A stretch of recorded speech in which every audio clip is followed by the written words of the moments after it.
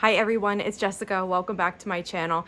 Today I'm working on finishing up the quilt top that I was working on yesterday, and I also have a few extra things to show you. So let's get started. I'm working on the piece to border for the Goodness Grows quilt that I shared about yesterday, and I'm really close. So when I have a pieced border, this is traditionally what I do. I chain piece them all. And usually the side borders are slightly different than the top and bottom borders of a quilt because of size. But what I'm doing here is I'm making the parts that are exactly the same, and then I'll modify the side borders. Usually it's like adding a piece at the end of each one, and the same for the top. So this particular quilt, the side borders get a piece of background on each end, and then the top ones get a smaller piece of background on each end, and they also get a 9 patch. I made the 9 patches. This one uses a different color in each corner, so I just picked from fabrics that I had left over, and I made 4 9 patches for those corners. Now, someone asked the other day, why chain piece? Why am I chain piecing instead of just cutting in between? And the reason is a few things. One, it saves thread. Maybe it's not a ton of thread, but it still definitely saves thread. If right now in here, in between these two pieces, I would guess that that's about 1/8 of an inch of thread.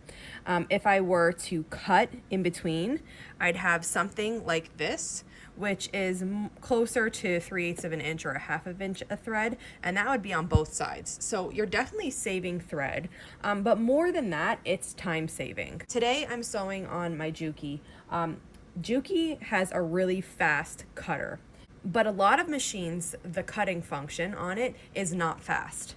So you're definitely saving time by not having to cut in between each one of these. If you made this strip by itself and you did, a piece unit, a rectangle, a piece unit, a rectangle, if you had to sew and cut between every single one, it would take a lot longer than if you did it like this style and then just cut them apart yourself with scissors. You might think that the cutting apart yourself with scissors is long, but it's actually not. It goes really quickly, and compared to the mechanical cutter, thread cutter on some machines, this is a much faster thing. So then what I usually do is I turn the pieces after I have them chain pieced, and I just cut between. And at first, this might seem tricky if you're not used to this, because these thread pieces are so small, like I said, like 1/8 of an inch or less. And you might be worried about cutting the fabric, but as you go and you progress with this, you get really good at just cutting the thread.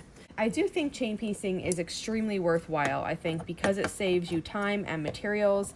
It's something that everyone should learn how to do. Of course, if for some reason you think this isn't for you, well, then that's okay. No one's going to make you do it. But I do think it's worthy. It's a worthy skill, and it's really beneficial. So now I have all my units cut apart, and what I'll do is I'll take 2 of them and I'll turn those into the side borders by adding the correct size square to each end, and then I'll take the other 2 and I'll turn those into the top and bottom borders.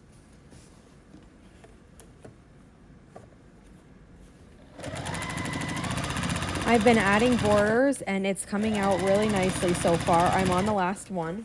This is just like a throw size quilt. Let me see what the exact size is. It's 65.5 by 68.5. So it has come together really quickly. But again, I had all of the log cabin parts made and framing them with these triangles. So it really, I had a lot of the work done, which has allowed me to get the rest of this done pretty quickly. While I'm finishing this last border, I'm considering what backing fabric I'm going to use. I did not buy a backing fabric when I bought the kit. The kit came with binding, though. I do have it. It's this blue one right here. So I'm trying to think about what I have, what I can use. I don't want to buy something for this. I just want to use something that I have. And I've been contemplating quilting designs, and I know I could find a ton of really good ones, but this one that keeps coming up in my mind is called Breadbasket, and to me, it has like a vintagey look, and I love it so much. So I think I probably will just go with the instinct there and quilt this with Breadbasket. After I finish sewing this little bit, I do need to press it. The log cabin bits were pressed when I made those. To get those setting triangles around the log cabin to lay nice, I did have to press that. Normally I wouldn't, that's not my practice, but I did have to do it, and you know, it's worked out well. So some of the portions of the block are pressed, but I still have to press the borders. I haven't pressed this yet. I haven't pressed my rows. So I'm gonna take some time now to do that, and then we'll start looking at backings and get this loaded. I finished piecing the quilt. The borders are on, and I've decided on a backing. I had this fabric in my stash, and I have enough to use it as a backing. It's actually the perfect color. It matches this blue perfectly. It's gonna look nice with the binding, which is that print. And I think it's a really great decision. So I'm gonna piece this now and then get it loaded on my long arm. I have my backing on here, and I actually forgot that someone had asked if I could show how I load the backing, and I just wasn't thinking when I did this. So on the next quilt, I'll show that. But I loaded that, and now I'm putting my batting on. This batting is warm and white. There are 3 types of batting that I make sure that I always have. They're all by the Warm Company. So this is warm and white. I use this one when I have a quilt top with a lot of white in it. The other one is Warm 100. That's also by the Warm Company. I use that for pretty much everything else. Even if I have a quilt with a lot of white and I want to use the Warm 100, it still looks awesome. It's just that this one is a bleached white, so that's why I tend to use it. But you can use Warm 100 for quilts with a lot of white too. It's really just preference. And the final one that I keep is Warm and Plush. That is the same color. It's a natural. It's the same color as the Warm 100, but it's like double the thickness. So if you want a quilt that has a lot of batting, that's really warm and heavy, I use that one. And then when I want to use like bamboo or wool or something, I'll order that specifically just for the quilt project that I want to use that in. So now that I have the batting and the backing loaded, I'm just going to lay the quilt top on top. I have the quilt basted. Everything's looking really flat and nice. And I did decide to use the quilt design that it's called Breadbasket. So let me show you what that looks like on my computer. It's hard to get a computer screen accurately, but this is what it looks like, and I just love this so much. So I'm going to start the quilting, and I will show you as it progresses.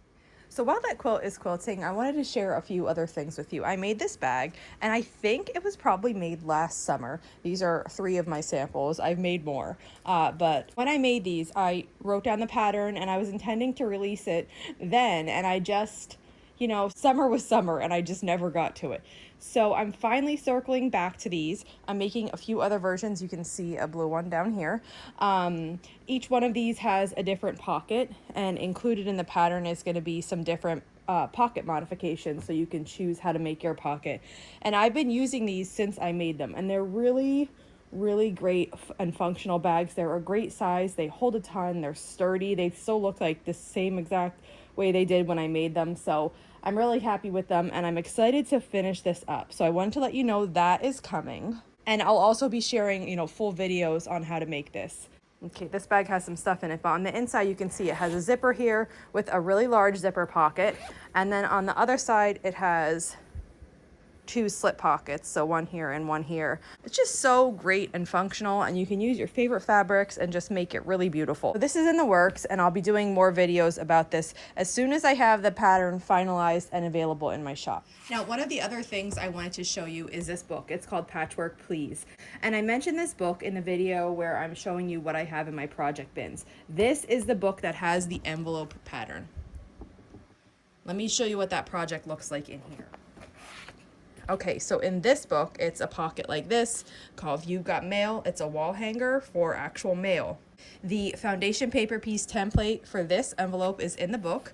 You can make that template larger or smaller to use it as you see fit in the projects that you want. And this is the pattern that I've used to make my envelopes. One more thing I wanted to share. Now, I love having color cards for the solids that I work with. My favorite solids are Bella Solids and Confetti Cotton by Riley Blake. This one's by Moda.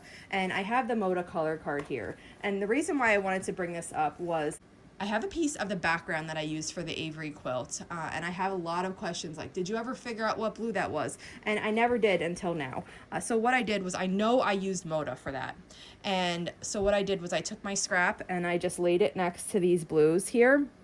And what this does is tells me that this is the one I used, which is 9900263 spray. So to all of the people who are looking for that color, and there's quite a few, that is what it is. You can get Bella Solids on Etsy. You can get them from Fat Quarter Shop. You can get them from your local quilt shops if they sell Moda products. But this is a really handy tool, and I've seen where like people cut these up and put them on little cards, and that would be very helpful too, so you can pull and match if you're making a solids quilt and you can decide which ones you want to put with each other. That's handy. But I haven't gotten to that yet, and this still works pretty good for me, and it's nice that I can take this scrap here, put it next to it, and see which one I used. The first 2 rows of quilting are complete and they're looking really nice. Here is what the pattern looks like on this. And I'm going to continue quilting until we have this whole quilt done. So that wraps it up for today. If you have any questions on anything I talked about in this video, just let me know. And if not, I'll see you back here soon. Thanks for following along.